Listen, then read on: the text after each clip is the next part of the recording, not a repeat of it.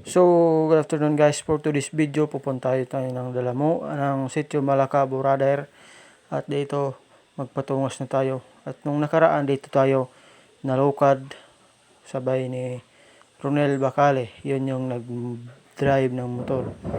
At siyempre, may nakita kami mga journalista. At dito, nag-adto sila sa kanilang mga uma. At dito, pupunta tayo sa, yun, yung may kubo ni Kagawad Lando dito sa Sitio Malacabo, kasi ang hirap-hirap ng daan dito, napakalisod at siyempre napakamagalot ng daan dito kasi minsan lang ito makadaan ng buldos. So iyon yung Dalamuan, yung may ubal-ubal, at saka maghapit muna tayo dito para ayun, tapos na ako muna kahapit doon. So magtubang na tayo dito kanilang gaga. Dito yung may mga motor na maraming nalulukad sa ibaba. Siyempre maraming liligid dahil sa daan na tukudan at saka may kahirapan din. Hindi lang kahirapan, ang dami ng bagnot ang dami ng lusbak-lusbak diyan sa tunga. At saka yun yung Occidental sa likod nito. Occidental and Dimulok, Davao Occidental. At saka patubang na tayo. At ito yung sa Atbang, yun yung Camila Home ni Gaga Magallanes. At saka yun yung Dimulok dito sa Ubos. Napakafang-fang guys. Kung malilid kayo dito, hindi kayo mabuhay ng mahaba. Ito yung kuda, nagkaon ng kumpay. At saka dito, patungas na tayo. At grabe yung tukudan dito guys. Napakahirap ng daan at may nakasal.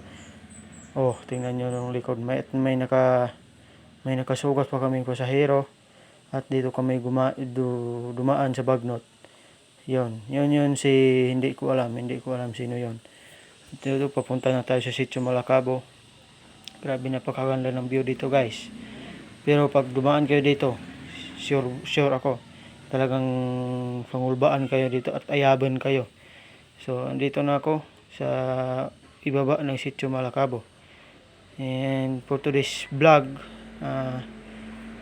sensya na kayo sa aking kamera kasi nagsakay tayo ng brum-brum. At saka ito, patukod na tayo.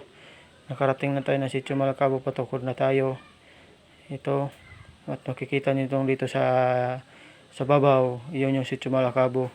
At saka dito sa Ubos, napakapangpang nito. May baulan dito na marami. At saka ito, yung mga bahay dito. At saka sa ilalim ng kanilang bahay is mga pangpang na.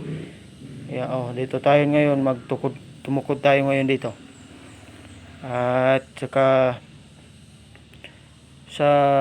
tingnan nyo ang tungasan.